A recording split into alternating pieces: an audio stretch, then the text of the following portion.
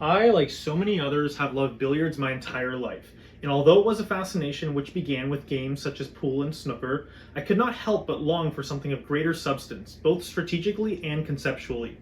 Allow me to introduce myself. I am Alexander Yarema, and today I have the extraordinary privilege of revealing to the world for the first time a creation which remains unprecedented in the realm of billiards. Without any further delay, I humbly present to you the game of Crusade.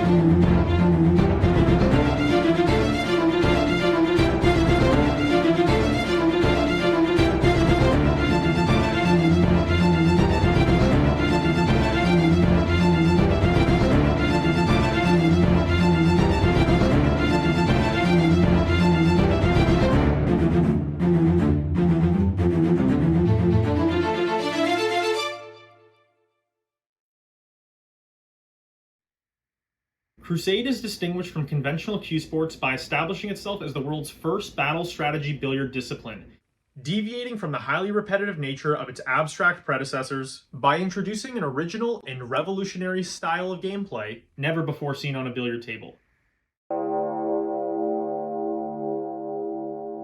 The game of Crusade is played with an original set of 11 balls, comprised of 5 white balls, 5 black balls, and 1 red ball.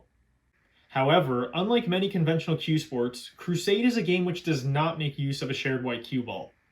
Instead, players are each assigned a distinct group of balls representing opposing legions, comprised of individual troops.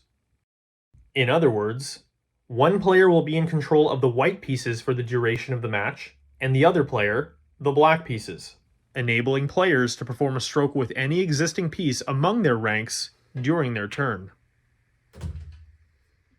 The playing surface, referred to as the terrain, represents a field of battle and is made up of 2 distinct regions separated by a white line known as the frontier.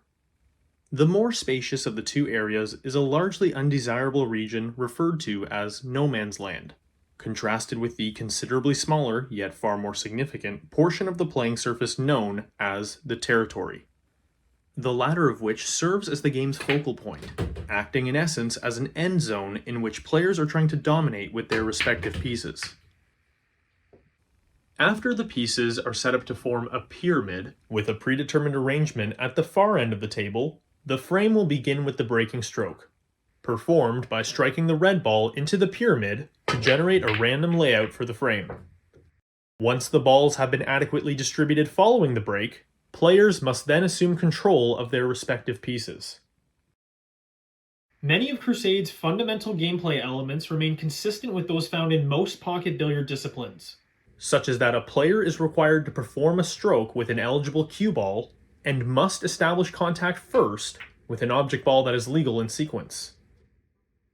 If any ball happens to enter a pocket on a stroke where these basic conditions have been fulfilled, possession is retained for the subsequent stroke, allowing players to implement a variety of inventive methods when it comes to pocketing balls. The object of the game is to conquer the territory with one's pieces, which involves successfully performing a winning stroke where a specific set of conditions are satisfied all at once. The course of the frame is largely dedicated to manufacturing such an opportunity by sculpting the layout accordingly.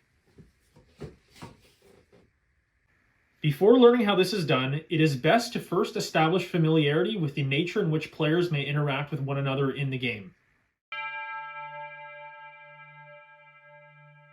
Attacking enemy pieces is a significant part of the game, whether to remove an enemy presence, mitigate the strength of the opposition, or advance one's own pieces at the expense of the opponent. However, players are not permitted to attack enemy pieces as they please without the necessary provocation. If the red ball is on the playing surface, and therefore in play, the conditions are neutral. In order to attack enemy pieces, war must be declared by pocketing the red ball. With the red ball temporarily absent from play, indicating a table at war, legions are now obligated to attack one another until a casualty occurs, which will in turn justify the resurrection of the red ball onto the center spot and back into play, returning the table to a state of neutrality. Pocketing the red ball serves another purpose in addition to belligerence, as the act of declaring war and the resulting layout are integral aspects of a winning stroke. If war is declared, and the stroke results in territorial supremacy being established, that is, having positioned all of one's existing pieces inside the territory, with no enemy pieces offering protection for the opponent by occupying it, then that player has conquered the territory and won the game. However, the act of declaring war can equally serve to legitimize a claim to the territory for the opponent if inverse conditions happen to be satisfied, resulting in an inadvertent loss known as squandering the territory. A circumstance may arise where a player is on the receiving end of a layout in which territorial supremacy has been established with the opponent's pieces, rendering the territory vulnerable and inducing a temporary state of volatility. When such a scenario emerges, the player is in what is known as check, a warning, expressed verbally, indicating that if the player decides to declare war, they must succeed at compromising the opponent's dominance within the territory by the end of the stroke, either by establishing a position inside the territory with a piece, thereby reinforcing it, or less commonly seen, by displacing an enemy piece from the territory to render the opposing development incomplete. There are moments where players are both permitted and prohibited from playing off of common pieces. For instance, players may play off of a common piece during neutrality as an alternative to the red ball. This could be in the form of a sacrifice, often done in exchange for a strategic advantage of some kind, such as to establish a more desirable position while maintaining control of the table at the expense of a piece. However, players are prohibited from playing off of common pieces during a state of war. Although it only happens on occasion, it is not unusual for one's legion to be eradicated entirely before a frame-winning conclusion has materialized. In the event of such a circumstance, the game continues just the same for the player still with a presence on the table, except that there is no longer opposition to clash with in the pursuit of conquering the territory.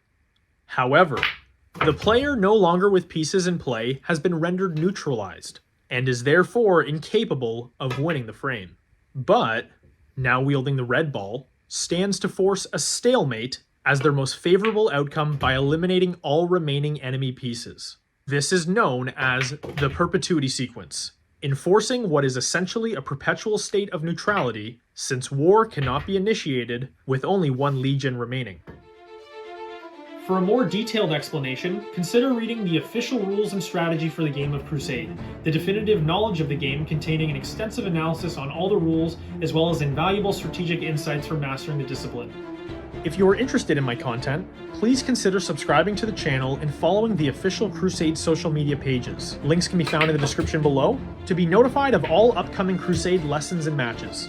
Also, be sure to visit the official website for the game of Crusade at www.crusadebilliards.com, which remains, as of now, the exclusive source of official Crusade equipment and merchandise. With that in mind, thank you so much for watching, and I hope to see you in the next video.